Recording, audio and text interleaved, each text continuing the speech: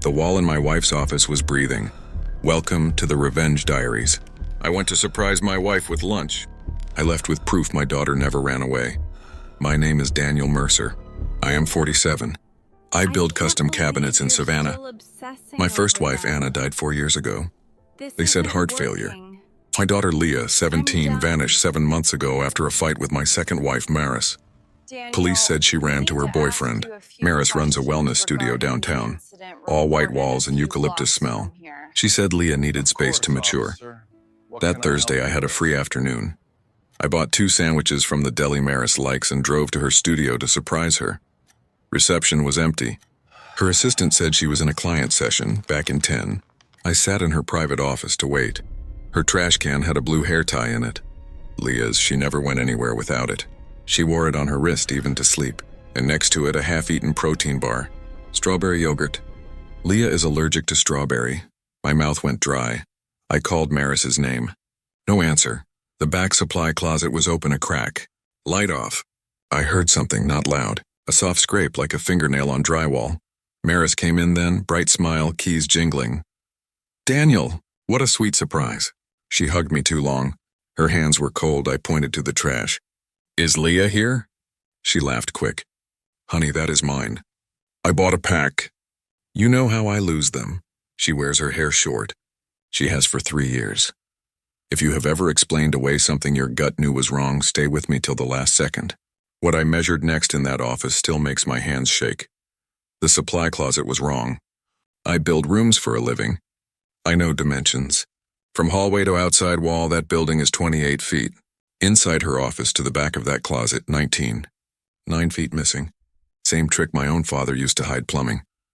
I knocked on the back wall of the closet while Maris was washing her hands. Hollow. She came back fast. Babe, that is just insulation. Old building. That night at home I could not sleep. I opened our shared laptop to look for catering invoices. Her search history had 2 weeks of the same thing. How long do sedatives stay in system and soundproof drywall cost, and a name I did not know. Elise Vane, Georgia obituary. Elise Vane was Maris before she changed it legally in 2018. I searched that name. A small town paper. Husband died of sudden heart failure in 2016. No charges. Life insurance payout. On the same laptop in a folder named Taxes 2023, I found scanned letters with my signature. I never signed them. They transferred half my shop to Maris if I became incapacitated. And there were emails from my old partner, Frank Doyle. He had been angry since I bought him out 3 years ago. One line from last month. She will handle it. He will not see it coming. If you have ever found your own name on a paper you never signed, you know why I could not call police yet. I needed to hear my daughter's voice first. The next morning I went back. Maris was with a client. I told her assistant I left my tape measure yesterday. She let me in. I pulled the baseboard in that closet. Behind it, fresh screws and old wood. I took a photo.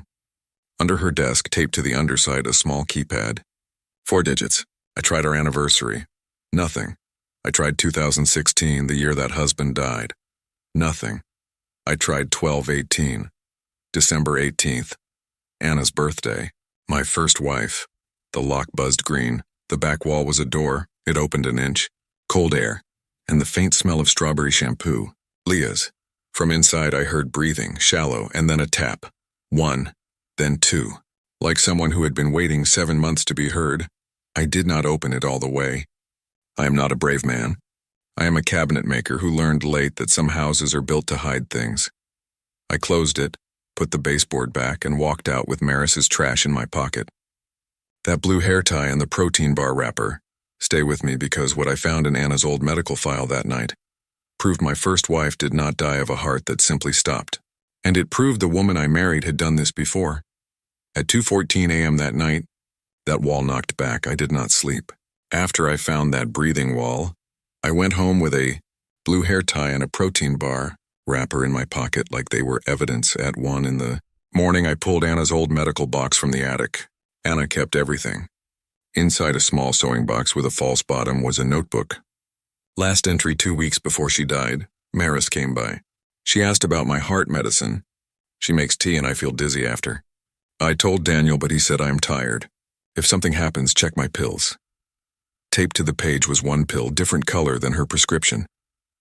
I sat on that attic floor and understood my first wife did not die of a weak heart. Someone needed her out of the way. Stay with me because what Maris did the next morning is why this story is not about a monster. It is about someone who thought love was ownership.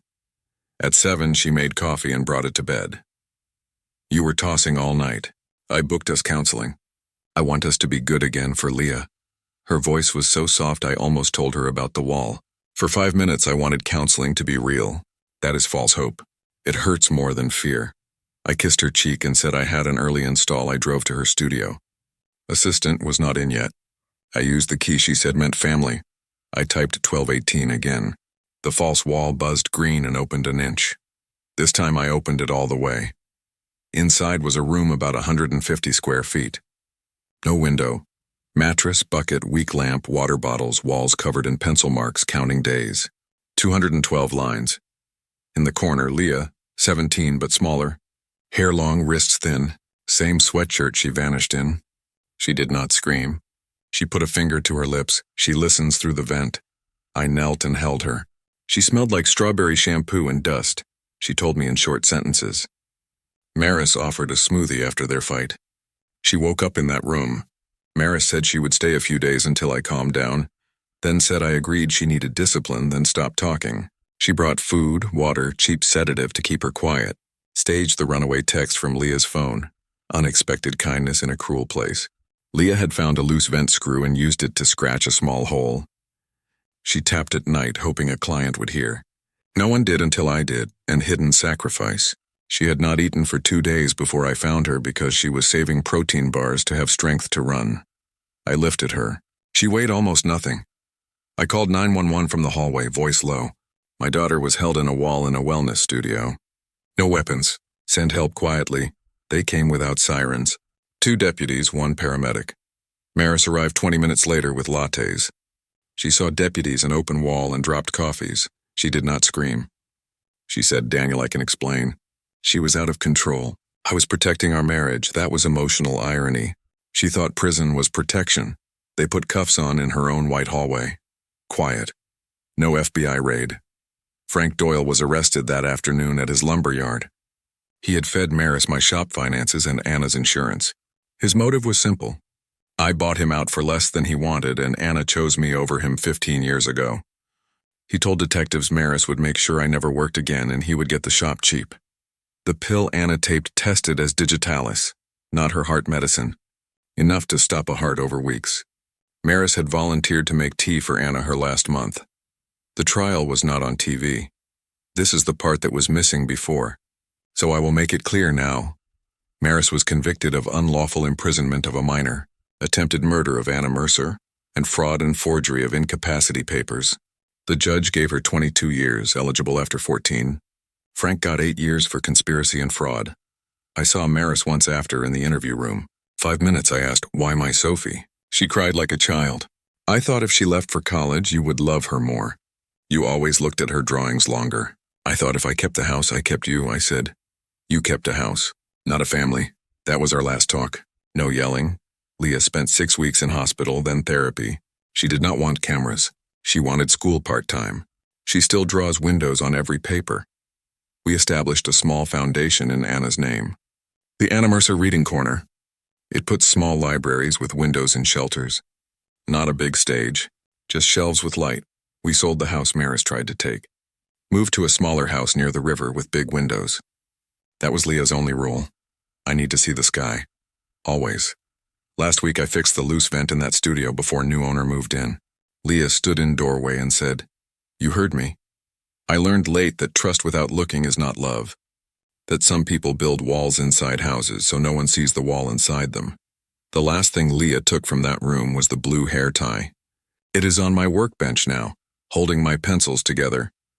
If this story stayed with you, tell me in comments what would you have done after that second tap. And if you want more stories where quiet people finally knock back, subscribe to the Revenge Diaries.